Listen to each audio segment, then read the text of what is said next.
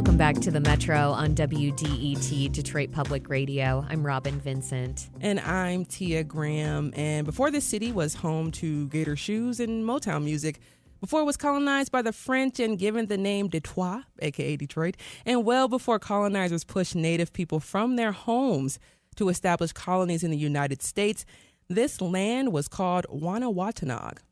Wahnawatonog is the ancestral homelands of the three Anishinaabe nations of the Council of Three Fires, the Ojibwe, the Ottawa, and the Potawatomi.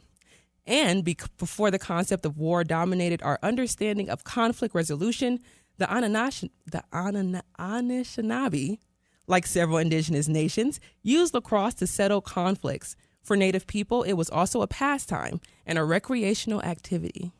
That's right, Tia. The game, though, that many of us know today differs from its original roots. European settlers modified it extensively, and those changes define the current collegiate and professional forms. But we're starting to see a shift in the sport in terms of its access and popularity. Detroit Youth Lacrosse League is an organization trying to expand the sport in the city. Founded by the Chandler Park Conservancy, the league offers opportunities for kids from all experience levels to participate in Olympic-style lacrosse.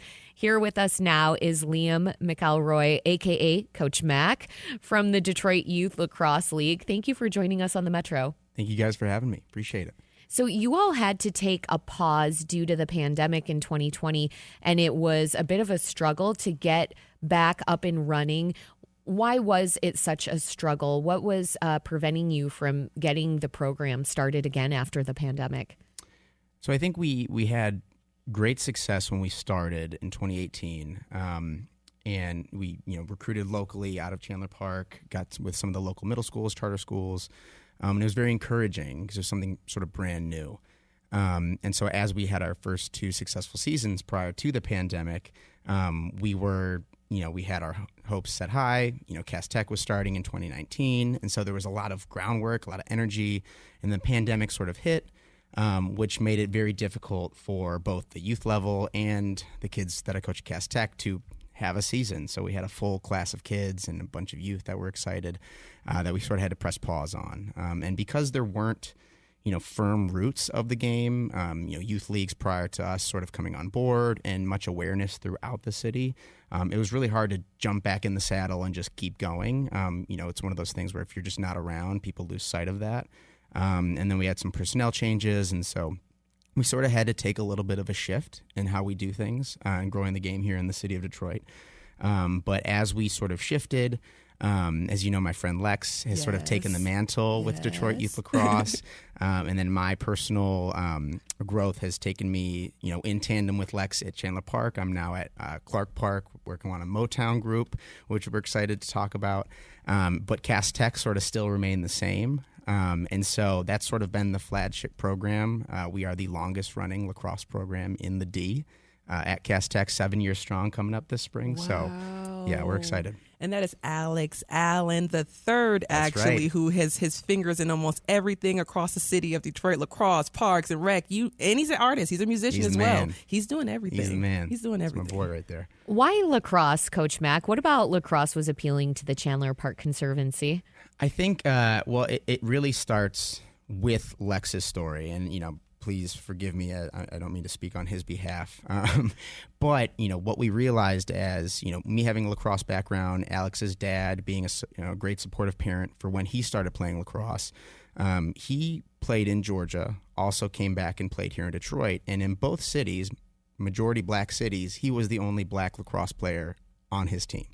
And again, forgive me for speaking on his behalf here, but that was sort of the impetus of we need to change things. And so when I first met the Allens out of Chandler Park after I came back home from college, it was sort of just like this amazing chemistry where we're like, well, let's do this. Like, there's no excuse for us now. This should have happened a long time ago. There's really no reason, and we have the bandwidth to do this. And so that's where we sort of got things from running. And Coach Mack, let's just go straight into the history a little bit, the importance of the indigenous history. You heard me throwing those names out there, and very important groups of individuals who helped keep this land maintained and going. So just talk a little bit about the importance, especially being here and where we are. Yeah, so it's a really rich history that unfortunately not too many people are aware of. So as you guys so accurately mentioned, the Anishinaabe people who stewarded this land before any of us got here, before it was all colonized and co-opted and all the madness, we saw the three tribes, the Ottawa, the Ojibwa, and the Potawatomi, play a specific style of lacrosse that you actually still don't see in the mainstream. I brought a stick in here with me. It's got a different type of... totally different. Totally different. The style of play, the type of field. So what we see now is sort of the East Coast Haudenosaunee style. And I say Haudenosaunee, people actually might know that more familiar as Iroquois or Iroquois. Come to find out, that's actually a slur against indigenous people. That means black snake.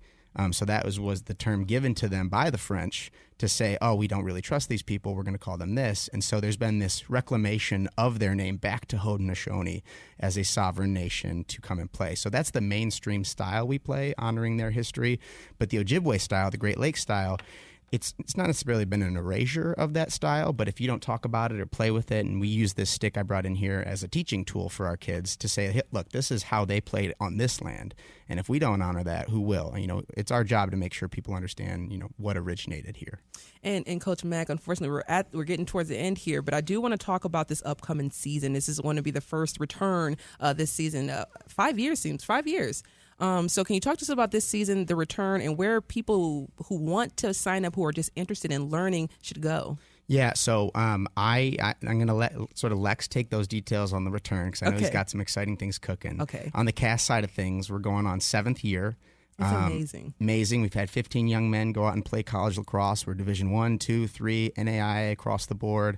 Got plenty of stories there. So if you're looking to find out more about us, we have Instagram and Facebook at Cast Tech Lacrosse or at Motown Lacrosse. And like I said, Lex has some pretty exciting updates coming in for Detroit youth on the east side. So we got this thing coming together now. Yes. It's getting exciting. And honestly, we have like 30 seconds or so, but I do want to talk just about the importance of spreading that knowledge out to kids of all cultures and all backgrounds. Yes. No, we are trying to make sure that the optics of this game change. It is not some affluent white suburban sport. It is an indigenous sport. Unfortunately, that's been the narrative so far, but we're here changing that. Wherever lacrosse is played, Detroit will be there, and that is our commitment. Coach Mack, a.k.a. Liam McElroy, coaches in the Detroit Youth Lacrosse League. Coach Mack, once again, thank you so much for joining us on the Metro. We will talk with you soon. Appreciate it. Thanks so much, guys.